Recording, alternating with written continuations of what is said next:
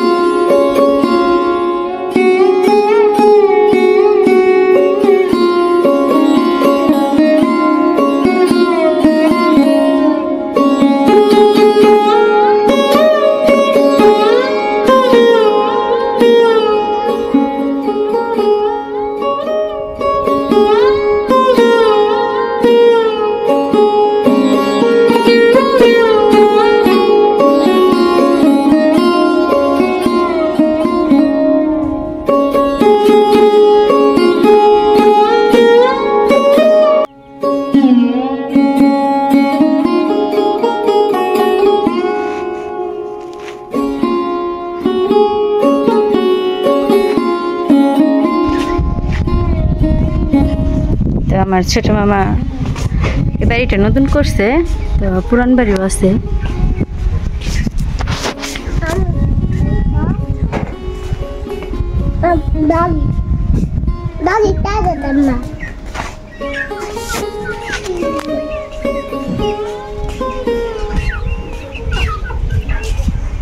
এটা আমরা গাছ,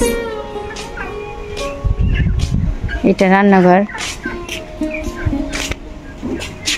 তো পেয়ারা গাছ,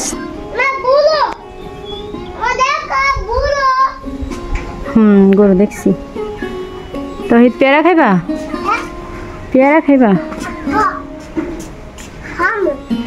আচ্ছা ধরো দেখি ভালো আছে কিনা, কেমন জানি পেয়ারা গুলো।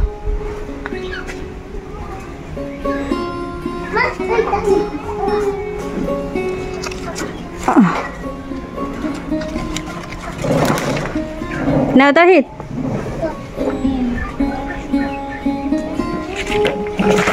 এই যে পড়ে গেছে। হ্যাঁ না দিয়ে এখন যাবো না, ধুয়ে খেতে পাই, মুখে দিও না। তো এটা আমার মামার ঘর, এটা গরুর ঘর।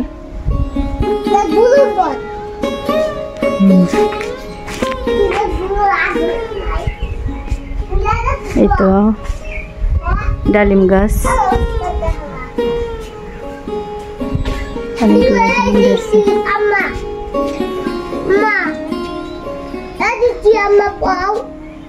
এগুলা ডালিম। আচ্ছা কিনে দিন।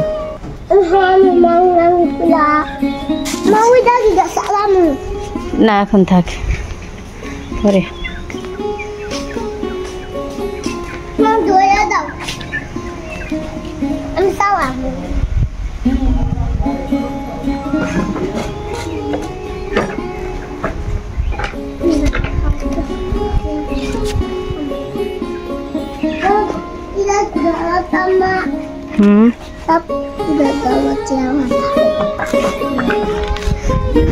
তো গ্রামের বাড়ি ঘর যেমন হয়, ঘরের ভিতরে পরিবেশটা দেখাই।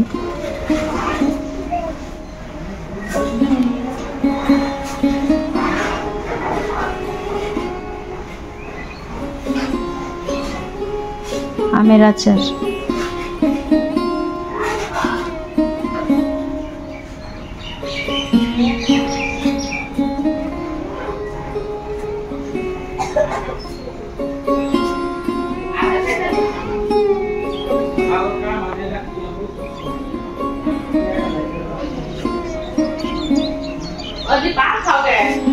খাই আমি ভিডিও করতেছি।